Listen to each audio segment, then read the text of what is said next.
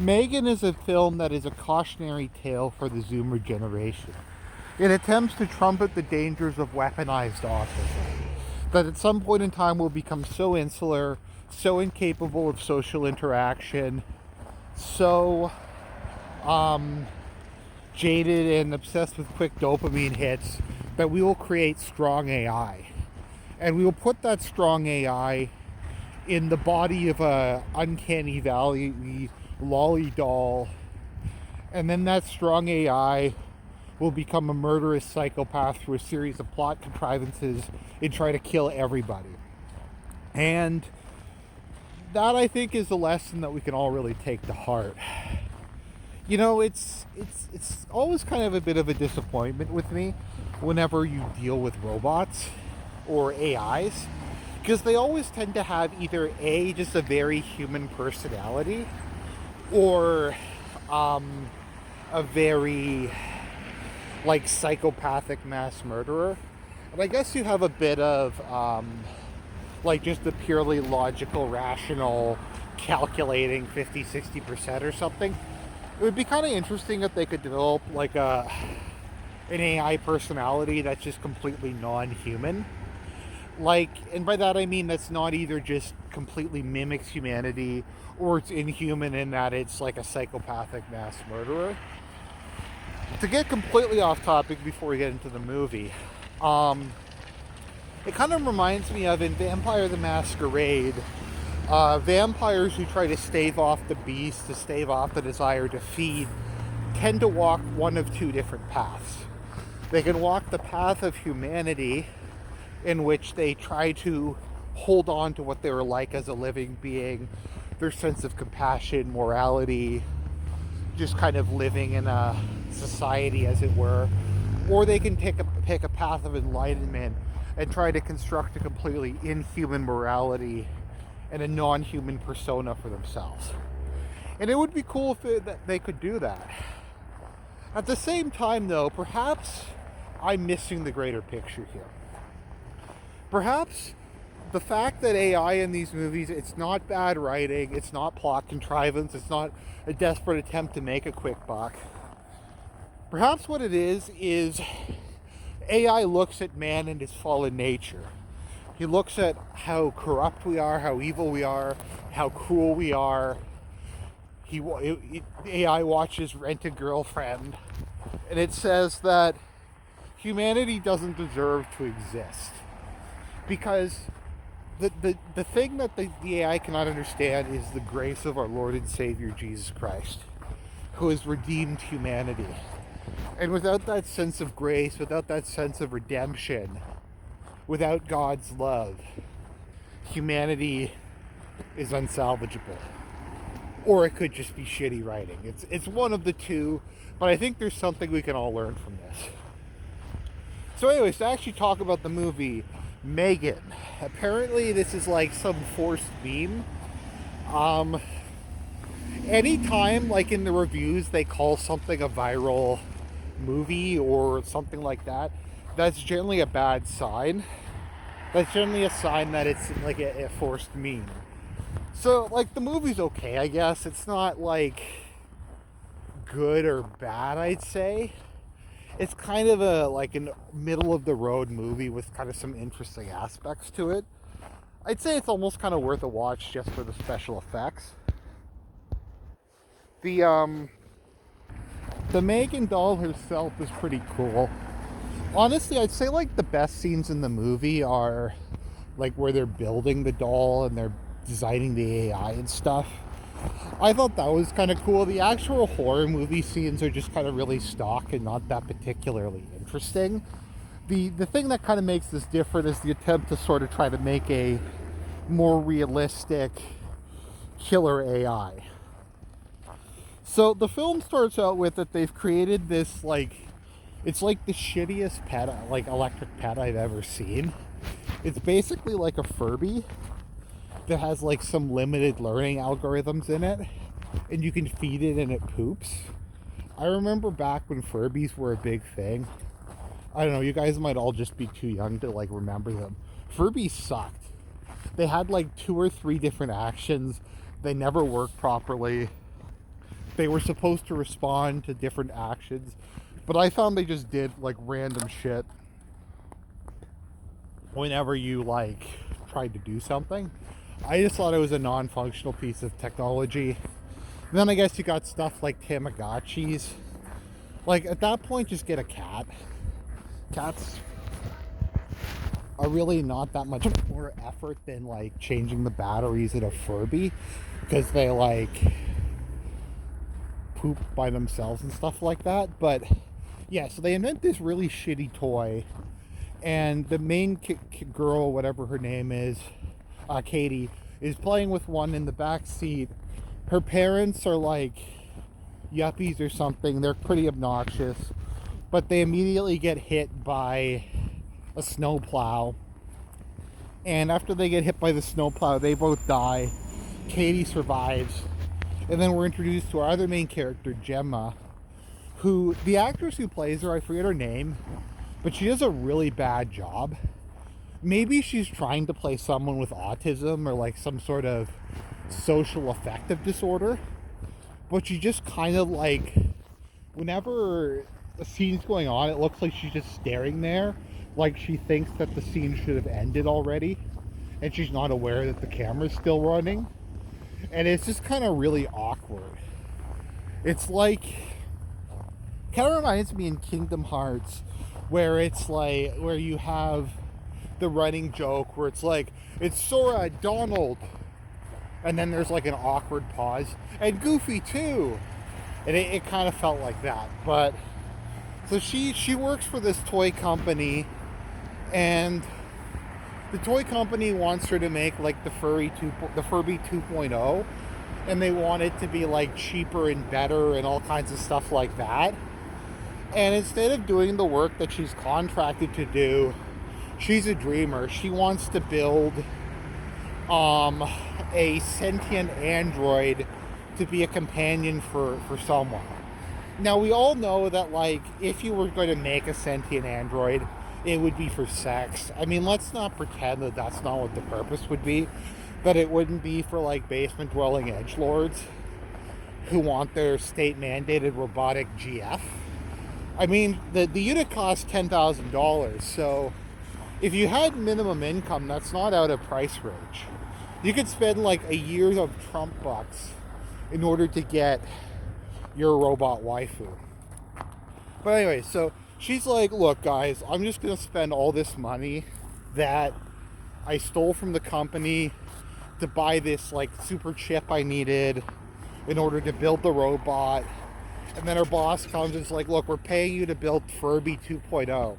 The other company made like this shitty ripoff of Furby, so we need like some other shitty version of Furby. And she's like, no, I have my robot. And then her like sidekick is retarded, so he forgets to put like a core aspect of the robot in. So the robot just explodes. The robot explodes, kablamo, but it's okay again in like the next scene. The AI chip is all right. So Gemma takes in Katie, and she shows absolutely no interest in her. It's kind of sad because the grandparents offer to take the kid in. And they're like, you know what? You're a career woman. You don't need no man. You spend all your time autistically making like robotic Furbies. We'll take her off your head. And she's like, no, I want to be this girl's mommy, even though I don't want to. And like, she designs a robot to raise the kid for her for some reason. I don't know. So anyway, so she is unable to like interact with the girl. And there's some like HR bitch psychologist who comes by and is like, we're gonna have to take her away because you can't emotionally interact with her. And there's this really awkward scene where they're playing with a toy, and she's trying to explain to like Katie, she's like, oh well, this is actually a bit more advanced, like you press this button and it does this. And then the HR psychologist bitch is like, oh, I don't think you need to tell her how to use the toy. Just let her lead. Let her find her voice. Or whatever kind of like gay shit that she comes up with. So she's like, look, I can't interact with another human being. My whole life is autism. I mean, apparently she uses Tinder, so that's like strike 2 against her. Would you really want a kid living with like a woman who makes Furbies for a living and has Tinder? I mean, I wouldn't. But so she decides to make M3GAN, who is this kind of uncanny valley creepy android girl who's designed to interact in real time with Katie. And that's probably the best part of the movie, when they make the robot. And it's kind of cool when they're like making the AI, like the learning software and stuff like that. And so they make M3GAN. Her boss is like, you know what? The company's fucked now. Our main product line is cannot compete. We aren't gonna fulfill any of our contracts. We have all this empty manufacturing space, but you built like this fucking robot, so everything's okay. We somehow have the money to mass manufacture a highly advanced robot. I think it has a fusion reactor in it. They might have missaid that. The fusion thing might have been the name of like the AI chip. But we can just suddenly mass produce this thing. Like, we can ramp up production in a couple of months. This advanced AI. It's okay. We don't need to sell any other products. This is somehow going to work out. So the inevitable happens, to the shock of Gemma. She's like, Katie becomes addicted to interacting with the robot, because like the robot can tell her emotions and like look at her face, so she can tell what she needs to say to trigger the dopamine receptors. So she just constantly is triggering like her dopamine receptors and giving her like hits of confidence and happiness, and she gets addicted to her, and she doesn't want to leave her house without M3GAN. And while this is going on, they like introduce M3GAN to the various people who run the company, and Katie's talking about like how her parents died and how it's like sad, and then M3GAN comforts her, and then like based black lady says, you know, maybe it's not a good idea that the only person your adopted daughter interacts with is a fucking robot, and maybe it's not a good thing that her approach is to just hide all suffering in life, to like try to make her feel like her parents didn't die, and just to distract her. Maybe she needs to actually experience emotional interactions with other people.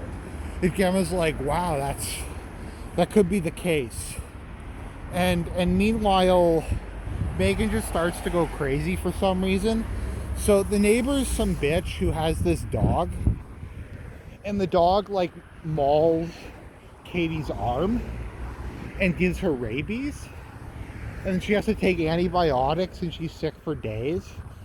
And the corrupt police officer's like, look lady, there's nothing I can do.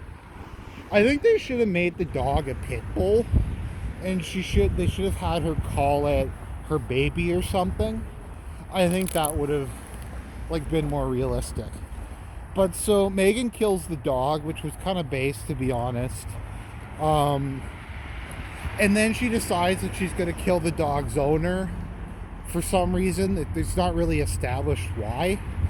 I think because the owner's like, I know you were the one who killed my dog. And so she decides to kill her. And then there's this like this shithead named Brandon. They go to like this outdoor school, and Brandon like assaults her. Like, she picks up a chestnut and he takes it and he just like digs it into her palm, and I think it makes her like bleed, and then he like assaults her and he grabs M3GAN and runs away.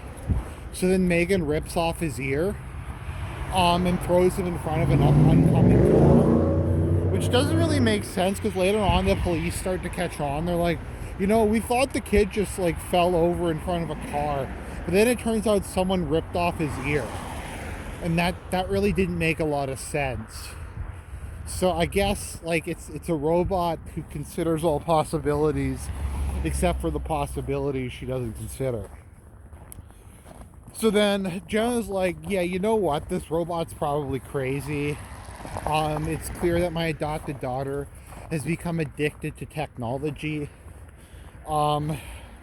She's become addicted to like this Twitter. Like, imagine if you had Twitter and everyone on Twitter just kissed your ass and told you how awesome you were. And if anyone like flamed you or said mean things about you, this like lolly robot would come out and just kill them. I mean, that's like Elon Musk. Where is my lolly waifu Twitter robot with active strong AI? That's what I want to know. That's what I want to know. So they're gonna have this big launch.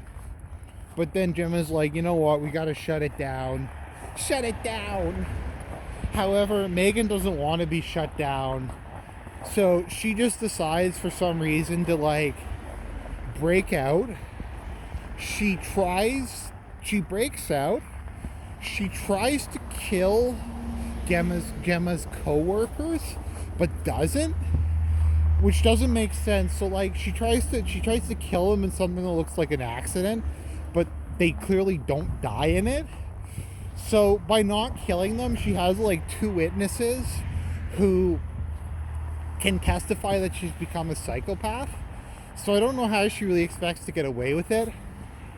Then she just kills Gemma's boss for like no adequately explored reason, and kills like his assistant because she's big on like trying to cover up her crimes by framing that guy's death as a murder-suicide.